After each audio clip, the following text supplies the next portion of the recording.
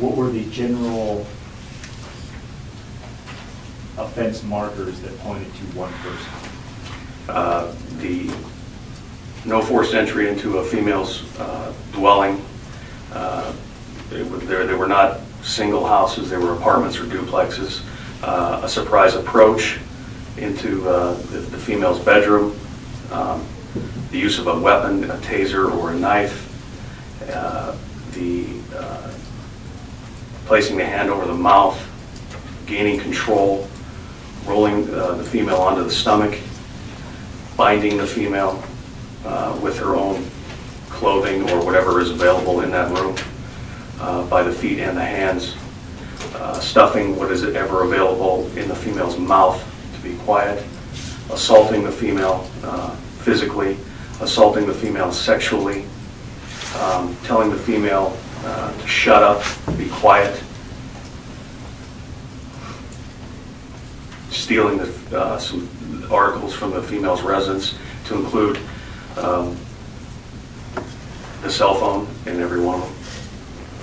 In addition to that, were you getting consistent descriptions of the offender with regard to the offender's stature?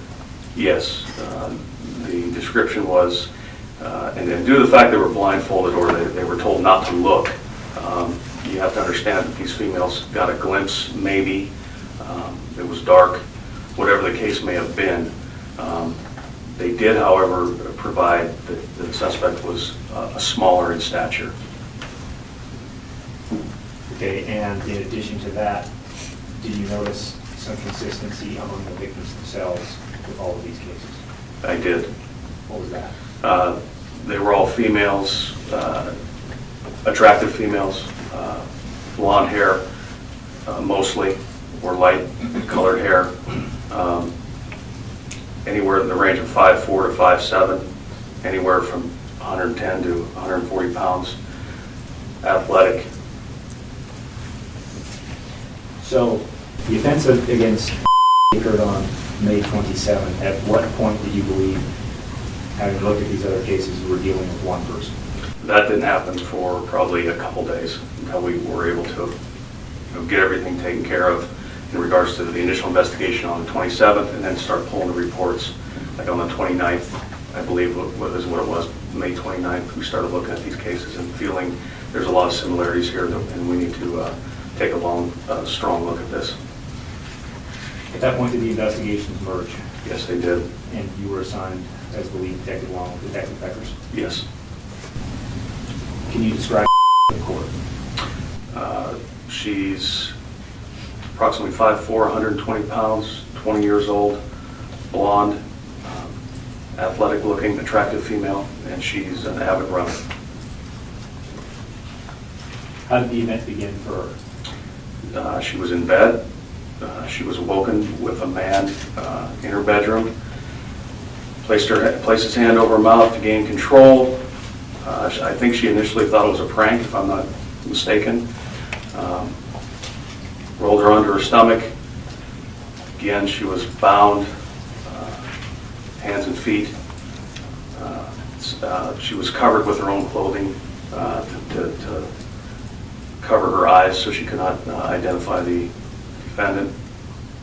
And subsequently, he also threatened her with a knife. He assaulted her. Both physically and sexually. Was there you mentioned bindings, was there a belt that was used? Yes, that was used to choke her.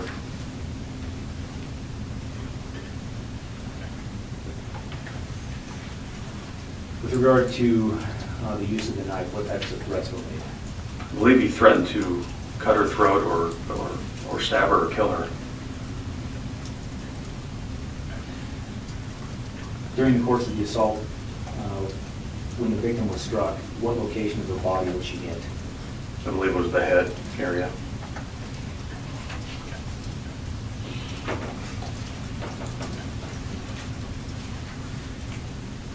Did report some consistent statements that the perpetrator made during the attack? She did. in speaking with her, she made mention of a couple things. One, in her statement, she talked about asking him if she was going to make it to a ski trip the next day. Later, I watched her actually ask him that. Let's go back. What I'm getting at is, what was the offender saying to her? He was telling her to shut up, be quiet, don't look at him. And what about the tone of voice he used? Tone was quiet. He would shush her. And quite frankly, in all these, his tone is quiet, talks low.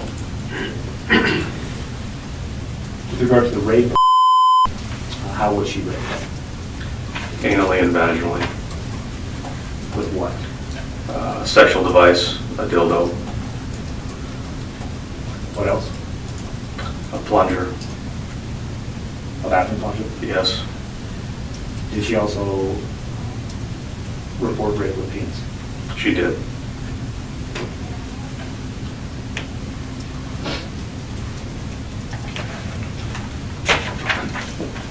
Was forced to do anything with regard to bodily functions?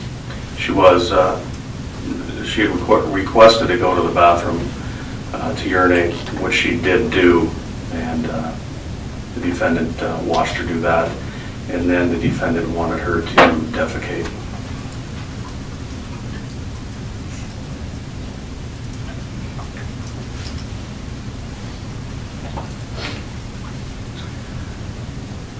With regard to, was there documentation of the event?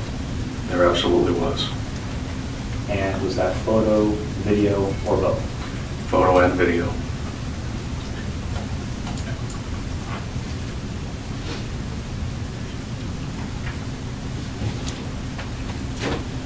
Let's talk about markers of evidence destruction by the suspect or defendant.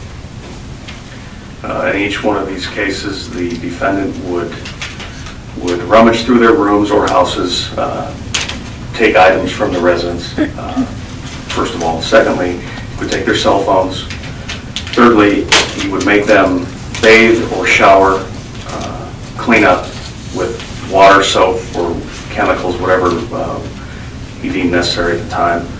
In every instance, he wore gloves. He took those. He took the plunger. He would take items used in the offense with him when he left. So with regard to, was she forced to shower or bathe? She was forced to bathe. I think her shower was not functioning or something along those lines. And what items used in the offense were discovered taken? I believe he took the purple and black dildo. He took the as he called it, a wand, the white plunger handle. He took her cell phone. I think he took her, I don't know if he took her, I can't remember if he took her purse or ID, and anything else that he may have used.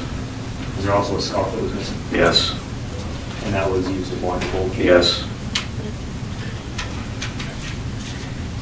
In this particular case, was there evidence of prior stalking behavior of the victim? I believe there was. What was that? She had said that he had asked her about where's her money bag, and then he had told her he had seen her and she ignores him, and made mention that she works, which in fact she did work. With regard to the money bag, was that a reference to the money bag that a waitress carries? I believe so.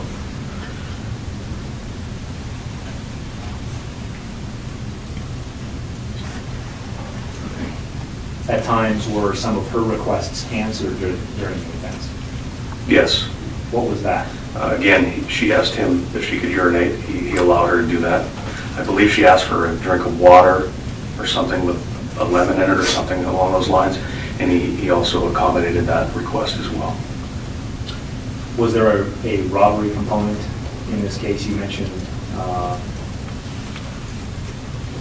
the items that were not evidence. What were those? Yeah, I believe in each case there's two components. One, that the primary function is to gain control, rape each of these females. The second one is the robbery component. Once you're in there, you have control, and you were taking items that belonged to the female, which he took some jewelry or jewelry box, and those types of things.